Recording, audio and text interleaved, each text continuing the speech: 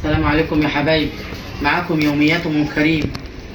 النهارده يا حبايبي انا كنت في السوق، ودي المشتريات بتاعتي. اقول لكم على الاسعار بتاعت النهارده يا حبايبي. الوراك ب 90 جنيه. الكرنبايه دي ب50، خدتها ب40. كرنب غالي. البطاطس ب20. البتنجان العروس بتاع المحشي دوت ب12، والابيض زيه برضو ب12 يا حبايبي. الكوسه هي اللي غاليه ب20 بس حلوه، بتاعت محشي جميله، هي صغيره وحلوه. والفلفل الرومي دوت بتاع المحشي ب20 زيه زي الكوسه يعني. الملوخيه دي ب12 فلاحي جميله ب12. الفلفل الشطه دوت ب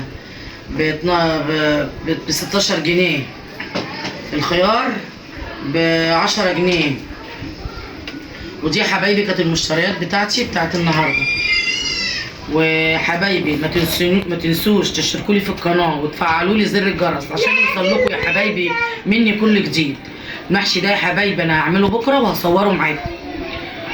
ويا حبايبي ما تنسوش تشتركوا لي في القناه يا حبايبي وتفعلوا لي زر الجرس واللايك يا حبايبي.